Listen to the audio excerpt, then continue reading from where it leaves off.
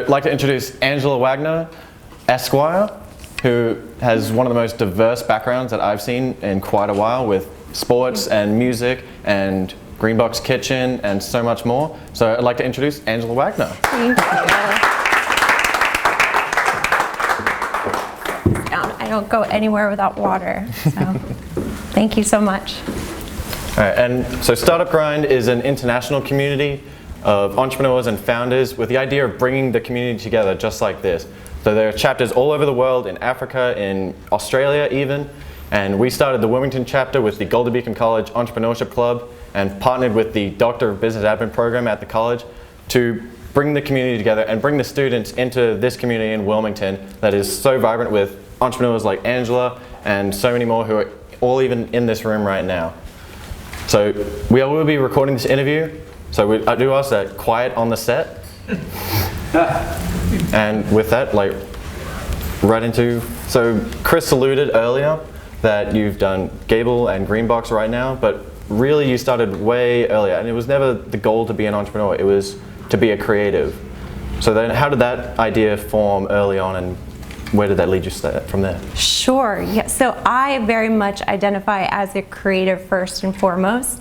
Growing up, I would draw everywhere, I would paint, I sang, but it was really terrible. And it wasn't encouraged for me to pursue those passions, even from a young age. I come from a very small town where you need to have the traditional path if you're going to be successful.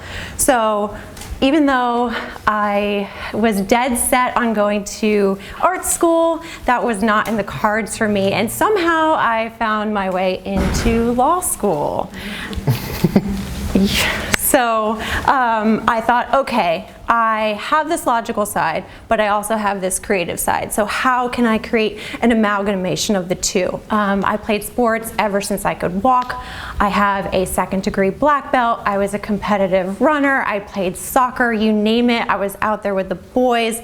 I really can keep up with the best of them. Not today, but that's all right. I traded my cleats in for heels. So with that being said, I have this creative and also competitive edge to me. So I said, why don't I create some type of career that's based around legal studies, but also helping the creatives? So someone like me who maybe wants to forge some type of path, but doesn't know how. So I studied primarily transactional law when I went to law school. I'm not a litigator. Please do not put me in a courtroom. I get a little nervous, as maybe you can tell right now. I don't like the spotlight. I like to work magic from behind the scenes. So I really focused everything I could into sports and entertainment, hospitality, and just dove straight into my legal studies with that. So I studied law in Charlotte, North Carolina. Go Panthers. And I was fortunate enough to be able to meet this boss. Am I allowed to curse, by the way? No? Maybe not. Okay. Boss woman. I will keep this PG. And she was my mentor. She gave me an opportunity to work in her law firm / sports agency, and really from there I saw the potential of what forging your passions and your career meeting in one place. She had done it, and I was so inspired by that. And from there, I fell in love. My partner is from Delaware, and so I left Charlotte to move to Delaware to be with him. And the tenacious young creative that I am said, I will build it here if I can't find it. And that's really how I've stumbled upon entrepreneurship, because I could not find the opportunity here that I had in Charlotte. And it was almost devastating. I smile now, but Brad can attest to the nights that I cried myself to sleep because I felt less than. And he encouraged me to always follow my dreams. So thank you for that. I would not be on the stage if it wasn't for that encouragement. So from there, I really said, I'm gonna go all in. And I guess maybe that might lead into some other questions. Certainly. So the decision to law school wasn't really your own. So how did you deal with that at the time, and then translate that into following your creative passion? Sure. And then the move to Delaware and continuing that on? Yeah, that's a great question. So what a JD or a law degree brings is credibility. So for a woman being in a very male-dominant industry, both legal, both sports and entertainment, hospitality, I knew that the skill sets that I would acquire in law school would immediately give me a seat at a table that I wouldn't otherwise have. Because as a creative, you're already trying to kind of solidify your role or your significance, but a JD has a powerful punch to it. So I thought, I'll make the best of this. I tend to be a very positive person. I said I'll finish it early, so I finished in 2.5 years instead of 3. And I said, you know, it can't hurt. And then go ahead, what was the end of that question? And then you're channeling your creative into the law program. Sure, yeah. So again, like I said, I focused all of my energy on anything creative. So I went to conferences, I studied under the best of the best. I told myself I'm going to get these internships, I'll turn down other opportunities just so I can study under these specific people. So I was very methodical about it. Everything I did was with intention towards that end goal. And I didn't settle. Yeah. And then the move up to Delaware, did you continue on with the law, or did you pursue other ventures? No, I did not. So because I studied in North Carolina, you have to take a bar in every single state, and Delaware has this funny little trick that you have extra requirements to sit for a bar here. So I actually studied for the Pennsylvania bar first. It was easier, and I use that term very loosely. It was an easier transition. So while I was studying for the bar, I actually had to go back to my roots, which was hospitality. I've been in the hospitality industry since I was 14. I have literally worked every position in a restaurant, from dishwasher to server to bartender to manager to now owner operator, and I needed to survive. So I laced back up my sneakers, I got out my wine key, and I bartended. And it was also a struggle, you know, saying that, oh, I'm really a lawyer, but, you know, I'm making cash on the side, and people automatically look at you like, what is this chick talking about? Like, what do you mean you're a lawyer and you're pouring my Moscato? Yeah, it happens. Sometimes survival happens, but that's what you have to do as an entrepreneur. You have to kind of humble yourself sometimes and say, if I want to get here, I have to take these steps. So no, I didn't jump into the legal world when I first got here, and it was hard. It was really hard, but probably the best thing that could have happened to me, because I did get a dose of humility, which was very much needed, I think. And then how did you tie that back into the sports from when you're an early age to actually as a part of your career later on? Sure, yeah. So what sports teaches you is not only how to be competitive, but also to follow through on things that you commit to, how to work as a team, discipline. And so all of those skills really came to fruition, and I had to hone in on them. Even though I wasn't directly working in sports as I had intended to, you know, I thought Philadelphia would be the perfect market to jump into sports and, you know, tag on to an agency. That didn't happen. And it's almost a blessing that it didn't happen, because again, I'm now creating opportunities for myself that if I attached to someone else, I wouldn't have autonomy over. So, yeah, I think all those skills that sports teaches you, I'm using on a day-to-day basis. So then, work in a bar and say, yeah, I'm a lawyer, but this is my side. I don't think people believe me. Here's my bar card, I promise. But that taught you humility, and then what did you do with that humility after? Yeah, so I was fortunate enough to work for a Big Fish restaurant group. I'm sure everyone knows the name. And I worked in 2 different locations. And at the time, like I said, I had worked as a bartender, then worked my way up as a manager. And I was dissatisfied. I had so much more to give.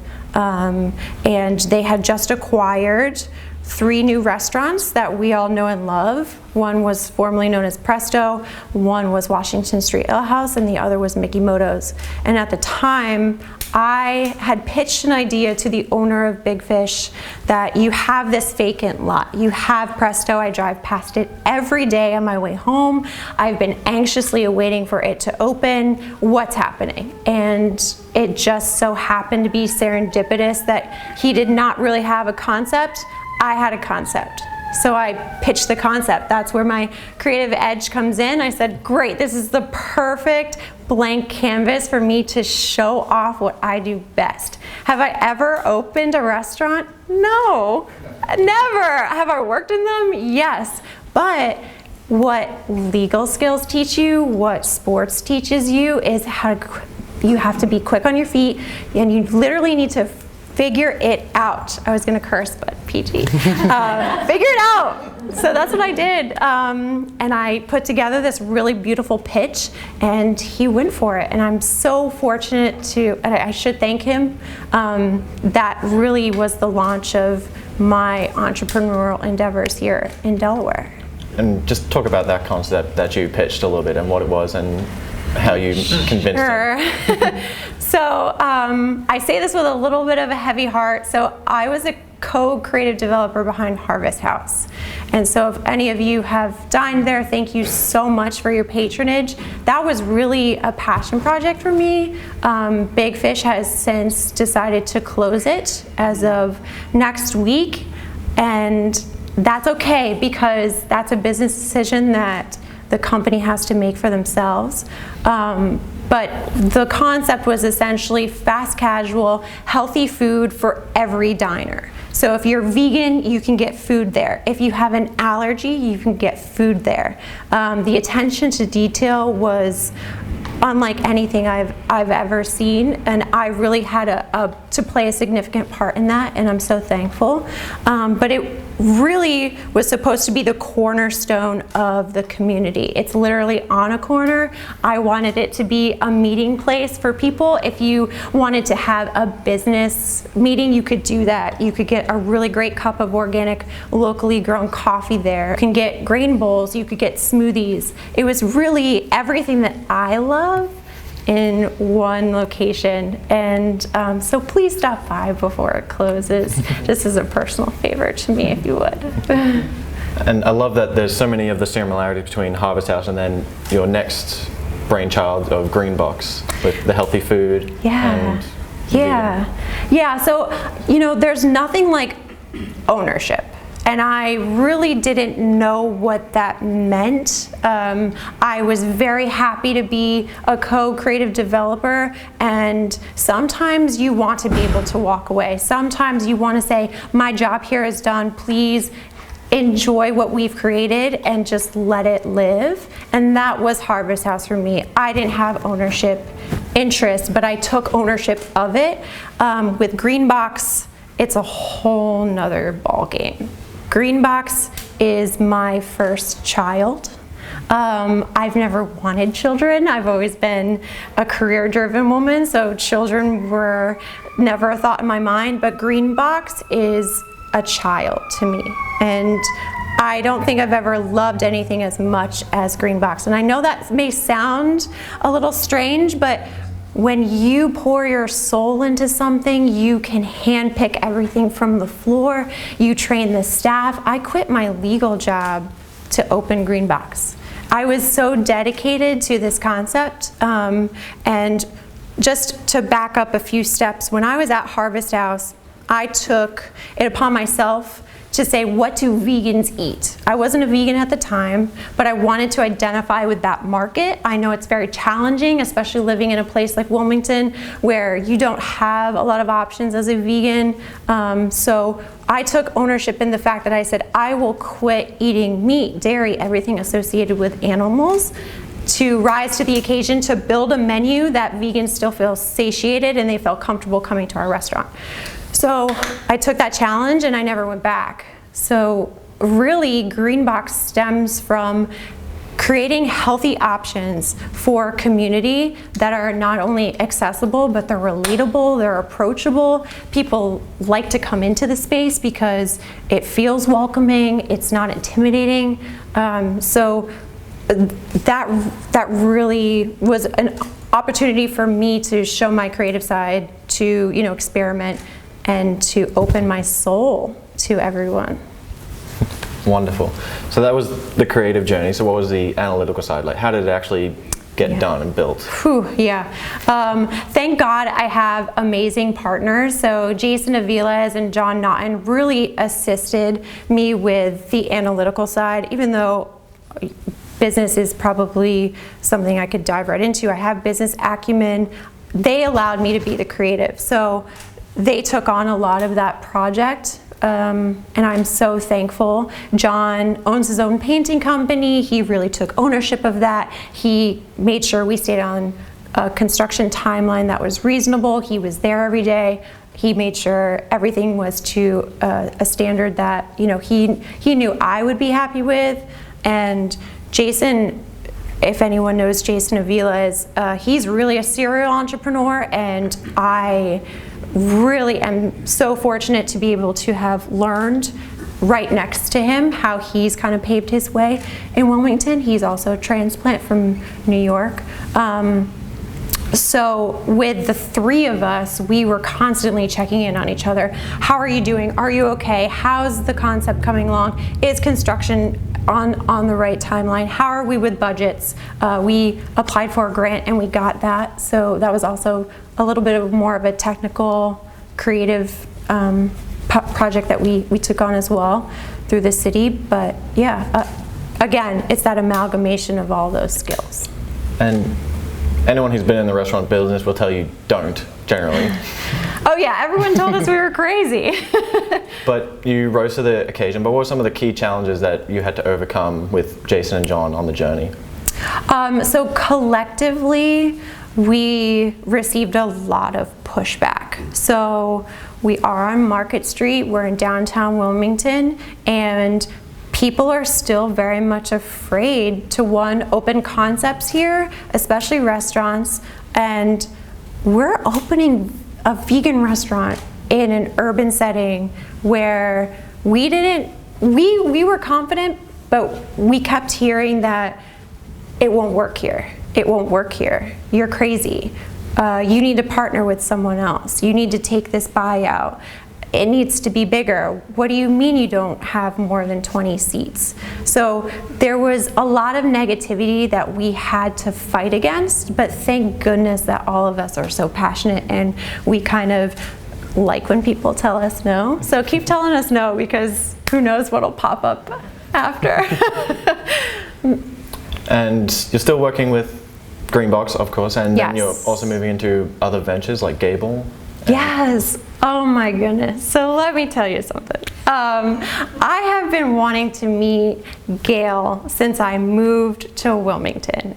She is not only a pioneer woman, but she was at the top of my list. Of course, I did my due diligence as who's who in Wilmington and Philadelphia and who was in the industry, the music industry, and everyone told me about Gail.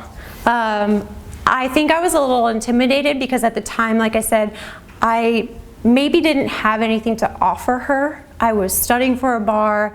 My confidence was at an all-time low. And so I didn't approach her. And so it wasn't until 6 months ago that I saw Gail at a mutual friend's house, and I went up to her and I said, I just need to tell you how much I admire what you do, and thank you for paving the way for other people to take a chance. And from there, we formed a friendship, and she had offered me a position to come on board, and I am so thankful. Thank you. I thank you so much. I really appreciate it. Wonderful. And it's wonderful that that's very much coming full circle for you of early on wanting to be a creative and involved with music, and now you finally get to pursue that. Oh yeah. Yeah, every day that I go to that office, I am so happy. I feel like myself. I feel like the team that we have, and we have 2 people here, Natalie and co-founder Jeremy.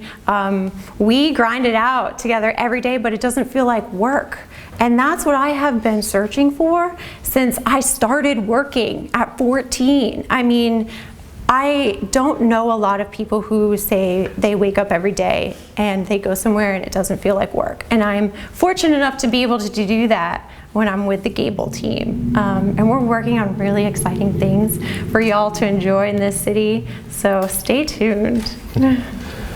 So over the course of your career and your journey, what would you say would be the best piece of advice that you received?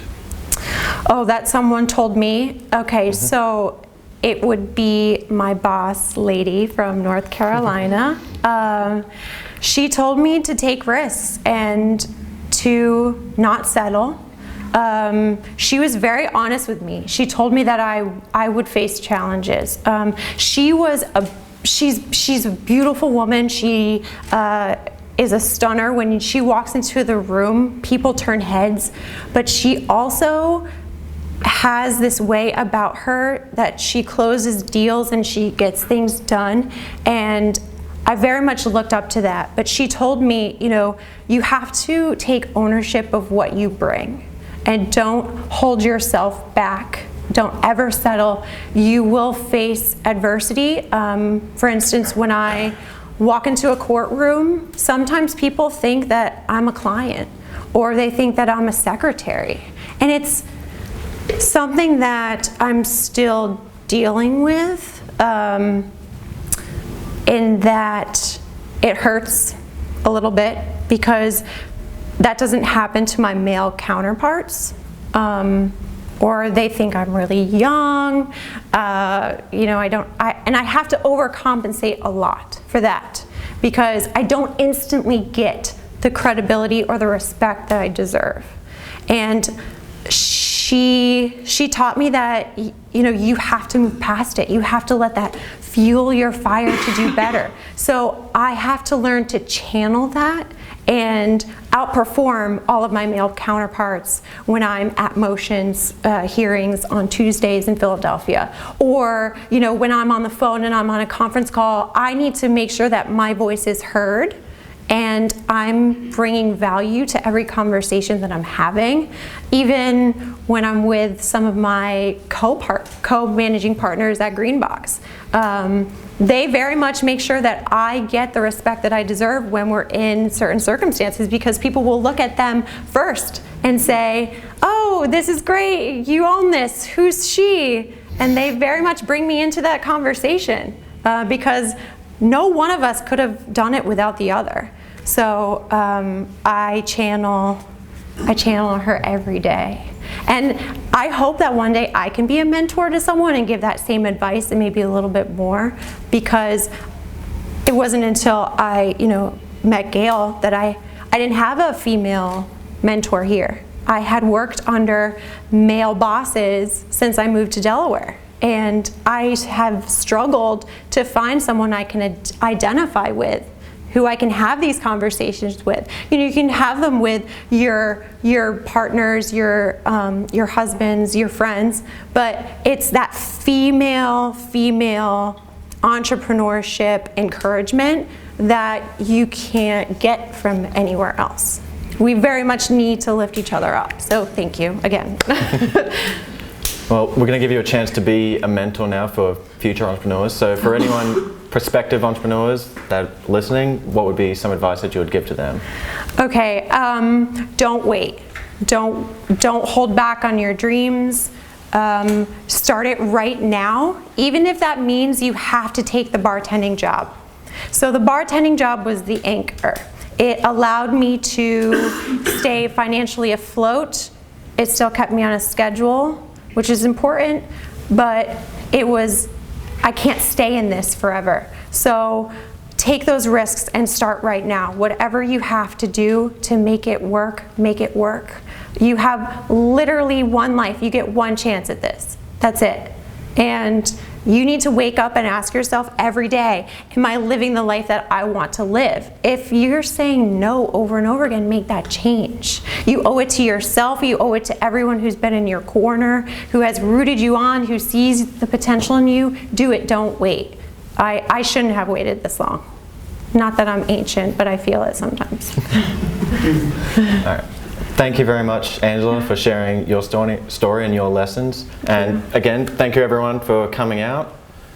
So that's all we have tonight from Angela. Oh, thank God.